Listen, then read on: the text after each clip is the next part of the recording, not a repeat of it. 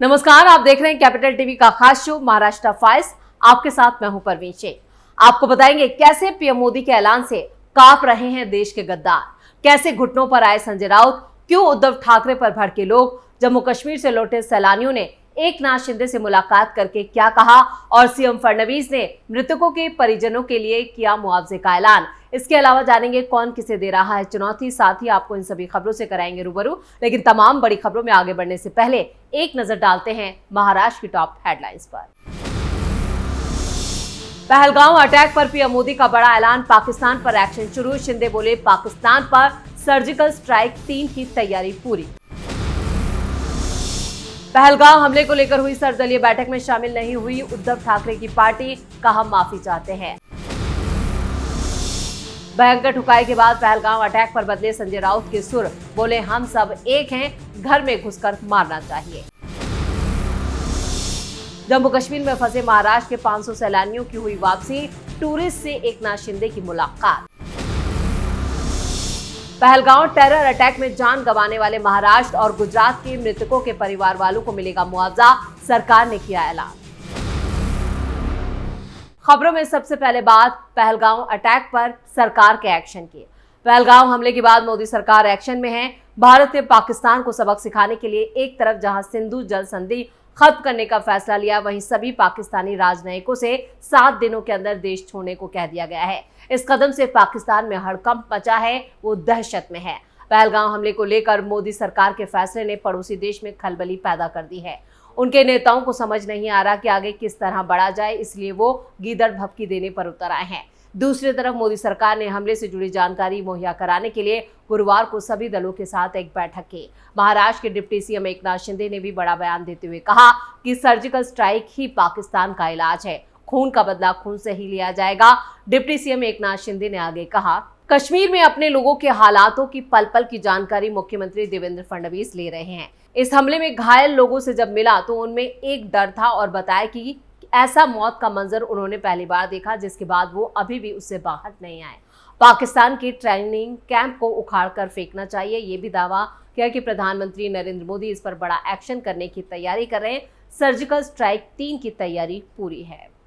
यानी एकनाथ शिंदे ने जिस तरह से टूरिस्ट से मुलाकात की और उसके बाद उन्होंने बताया कि यहाँ पर जो लोग थे जिनसे उन्होंने मुलाकात की वो काफी डरे हुए और सहमे थे। महाराष्ट्र के 500 टूरिस्ट जो थे वो जम्मू कश्मीर घूमने के लिए गए थे और उनकी सही सलामती वापसी के लिए खुद डिप्टी सीएम एकनाथ शिंदे श्रीनगर पहुंचे थे, उन लोगों से मुलाकात की और उसके बाद इन टूरिस्ट को महाराष्ट्र में जो इनकी वापसी है वो पूरी तरह से सुरक्षित रही है। और इसके बाद इन टूरिस्ट का बयान भी आया। उन्होंने कहा कि महाराष्ट्र सरकार ने हमारी वापसी के लिए जो पहल की है वो काबिले तारीफ है। खबरों में आगे बढ़ते हैं। पहलगांव हमले को लेकर दिल्ली में सर्वदलीय बैठक की अध्यक्षता केंद्रीय रक्षा मंत्री राजनाथ सिंह ने की। ये बैठक 24 अप्रैल को शाम 6 बजे हुई। महाराष्ट्र से एकनाथ शिंदे की शिवसेना से सांसद डॉक्टर श्रीकांत शिंदे इस मीटिंग में शामिल हुए, जो एकनाथ शिंदे के बेटे भी हैं। सांसद और शिवसेना संसदीय दल के अध्यक्ष डॉक्टर श्रीकांत शिंदे दिल्ली में हुई सर्वदलीय बैठक में उन्होंने पार्टी का प्रतिनिधित्व किया। जम्मू और कश्मीर में हाल के घटनाक्रमों और मौजूदा राष्ट्रीय सुरक्षा चिंताओं के मद्देनजर श्रीकांत शिंदे ने राष्ट्रीय एकता, सुरक्षा और पहलगाम हमले से प्रभावित हर नागरिक के लिए अटूट समर्थन पर शिवसेना के दृढ़ रुख से सभी को अवगत कराया।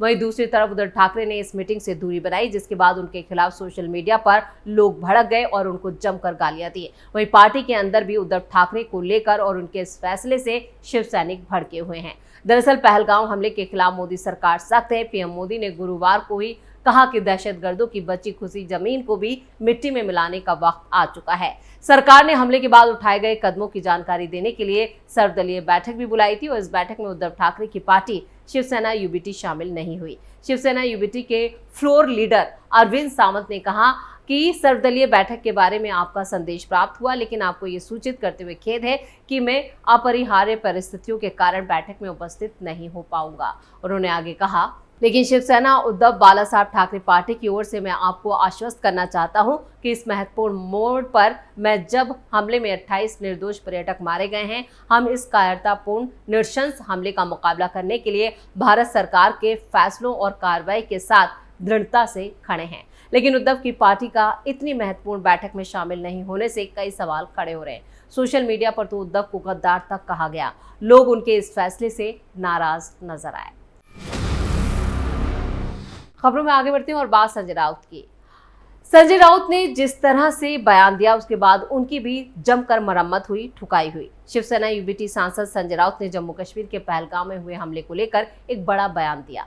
उन्होंने कहा कि ये संकट की घड़ी है। यह हमला सिर्फ कश्मीर में नहीं हुआ, जो पर्यटक वहां गए थे सिर्फ उन पर हमला नहीं हुआ, ये देश पर हमला हुआ है। महाराष्ट्र, उत्तर प्रदेश और हरियाणा सहित पूरे देश के पर्यटक वहां गए थे। ये देश और सरकार पर हमला है। संजय राउत ने आगे कहा, संकट की घड़ी में हम सब एक है, चाहे सत्ताधारी पक्ष हो या विपक्ष हो, हम सब एक साथ बैठकर फैसले करेंगे और हमारी ये भूमिका है कि इस संकट की घड़ी पर सरकार जो फैसला लेगी उनके साथ हम सब हैं। संसद का सत्र बुलाकर कश्मीर पर चर्चा होनी चाहिए, सरकार को घुसकर मारना चाहिए। लेकिन आपको बता दें, इससे पहले बुधवार को संजय राउत ने हमले को लेकर आरोप लगाया था कि इसके लिए बीजेपी की नफरत की राजनीति जिम्मेदार है।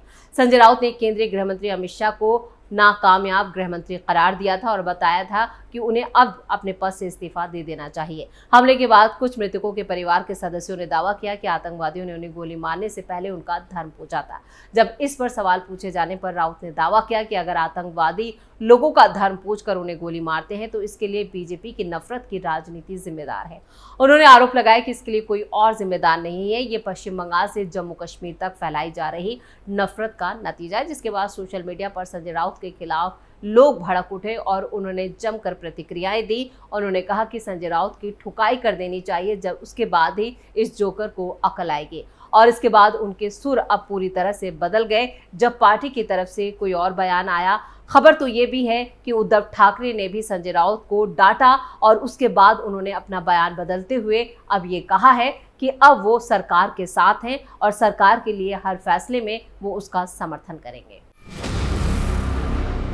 और खबरों में आप बात करते हैं डिप्टी सीएम एकनाथ शिंदे के। डिप्टी सीएम एकनाथ शिंदे की शिवसेना ने जम्मू कश्मीर में फंसे महाराष्ट्र के 500 से ज्यादा पर्यटकों के ग्रुप को मुंबई पहुंचा दिया है।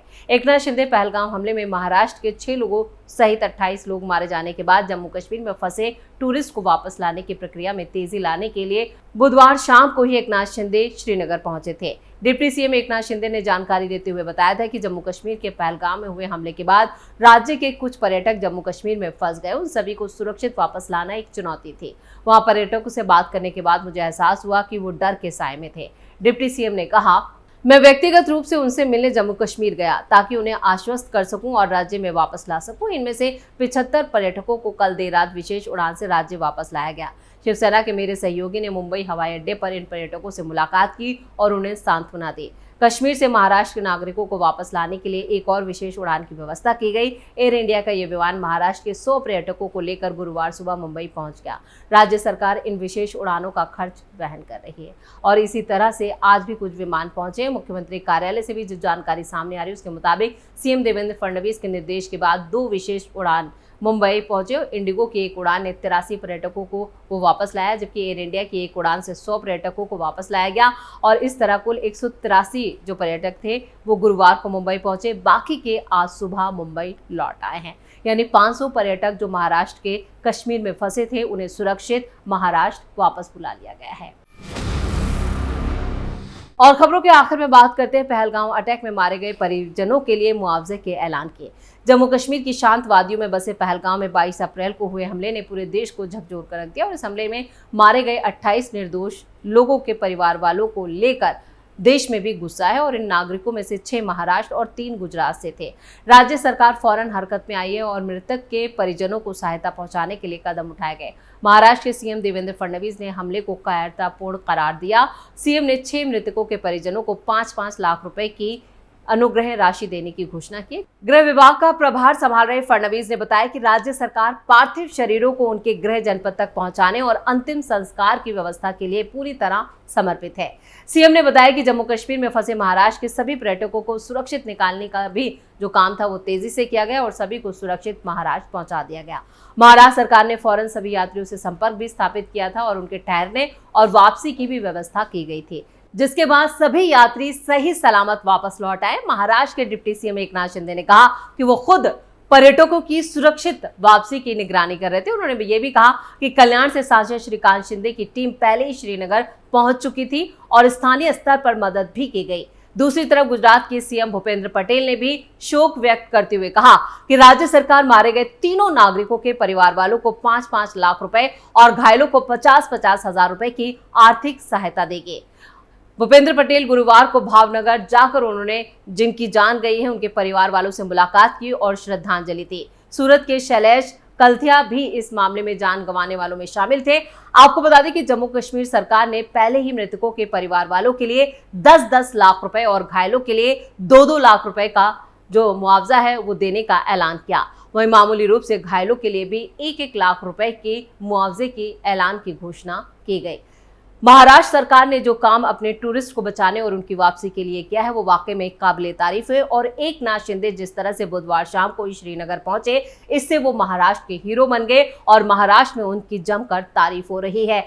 डिप्टी सीएम एकनाथ शिंदे ने आगे बढ़कर जो कदम उठाए और जो एक्शन लिया उसकी भी यहाँ पर लोग जमकर सराहना कर रहे हैं, बल्कि विपक्ष के नेता भी एकनाथ शिंदे की तारीफ कर रहे हैं कि उन्होंने जो काम किया है वो वाकई में काबिले तारीफ है। इसी के साथ महाराष्ट्र फाइल्स में खबरों का सिलसिला यहीं खत्म करते हैं। बाकी खबरों के लिए आप जुड़े रहिए कैपिटल टीवी के साथ। वीडियो को लाइक करें, शेयर करें और कैपिटल टीवी को सब्सक्राइब जरूर करें।